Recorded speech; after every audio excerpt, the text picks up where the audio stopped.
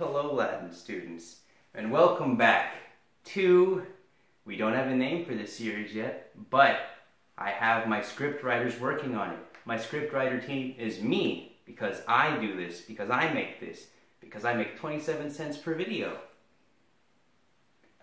You're not going anywhere, the whiteboard's down here, as you can see. But anyways, come on down! Alright, so we got a good verse lined up today. It's Romans 3:23 through 24. The King James Version. Now, if you'll recall what I said last time, King James is one of those more outdated versions that uses Old English and things we don't say nowadays.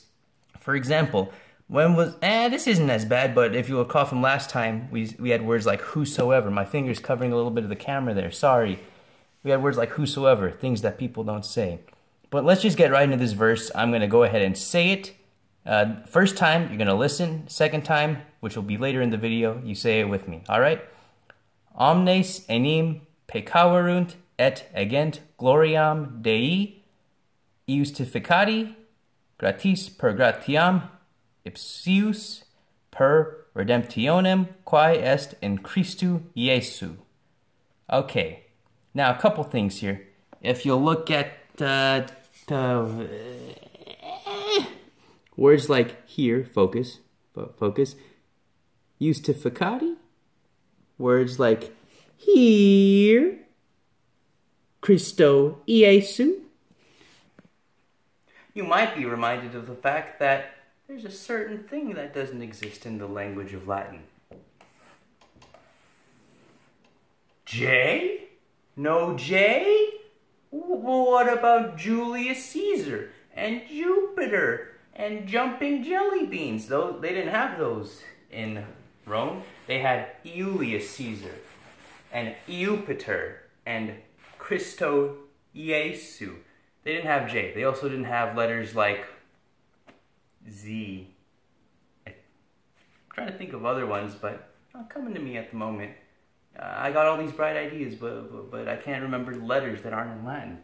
The point is, we added J retroactively later because it made more sense, you know, for us to use the stuff that we had. So, yeah, we have Iulius. Oh, that's an S. Caesar. Remember, Caesar the emperor, not Caesar the salad. Iulius. And this isn't anything terribly important. It's just when you're looking at raw Latin text, you will not see J's, you will see I's. Again, you guys are getting not a sort of watered down version of Latin. Like I said, real Latin doesn't have punctuation or spacing or word order. You get all those things because it makes sense to our English-knowing already brains. So just keep in mind, if you ever go to Rome, why? I mean, it's a wonderful place. There's a lot of arches. There's actually a lot of history, culture in Rome. And a little fun fact, I wouldn't recommend this, but according to my Latin teacher, if you go to Rome or anywhere in Italy, and if you speak Latin fast enough at a native Italian, they might understand. Because out of all the Romance languages, Italian is the closest to Latin. Makes sense, right? Where's Rome? Italy. Where's Italians? Italy. And Hollywood. Anyways, let's go over this verse again. Omnes enim peccaverunt et egent gloriam Dei iustificati gratis per gratiam ipsius per redemptionem quae est in Christo Iesu. Now, this is a little test for you guys at home. I'm about to give you one false fact, so it's not a fact, it's a false statement, and one true statement. And it's about derivatives, and it'll be up to you guys to tell me which one's fake. Okay, so this first one, real or fake? We have the word redemptionem in this verse. So, my question to you is, do you think the English word redemption came from redemptionem?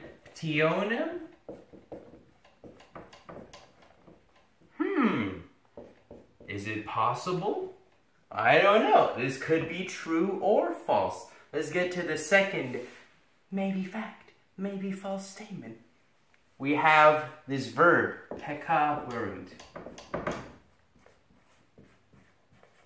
which means sin.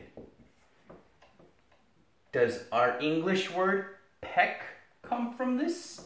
As in, did Peter Piper pick a peck of pickled peppers? Is that where this came from? Did Peter Piper pick a peck of pickled peppers? You tell me. Which one of these do you think is the real thing? Does redemption come from redemptionem? Or does peck come from peccaverunt? Why don't you tell me? Tell me what you think in the comments below. I'll never tell. It's a secret. So you made it to the end of the video. Wow, how did you sit there for a few minutes and watch? Kids today never cease to amaze me with their broad spectrum of talents. So, today's fun fact is actually going to be a bit of a, I can't say mythbuster, because that's copyrighted, but it's something a lot of people think that is not true. So, if you know anything about the Roman army, it's that they had legions, centuries, cohorts, that type of thing. I'm here to tell you a century. How long is a century? That's 100 years, right? A century. Okay, a century is 100 years. So century in the army sense would be 100 men, right? There's 100 men in a century. That makes sense, right? Wrong! A century has 80 men. Huh? And one of these guys, the leader, is called the centurion. 80 men. That's 20 less than I thought. That's 80% of an army. How could they lie to me? And sometimes they had things called double strength centuries. These were 160 men. So, yeah, centuries were 80 men. A legion was 10 centuries, which was, what's 10 times 8? Ooh, I don't know, but it's a lot of dudes. I'll link a video in the description for you to watch more about the way the Roman army is organized and how the politics works. You'll be surprised, I think, at how advanced the Romans were in their method of thinking. But for now, still don't have a name for this show, but it's over. You're probably already home. I can't say go home. What are you?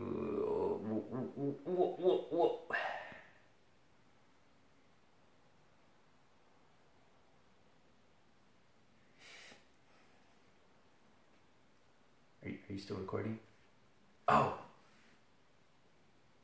80 people? What's the deal with airline food? That's something you kids won't get. Ask your parents.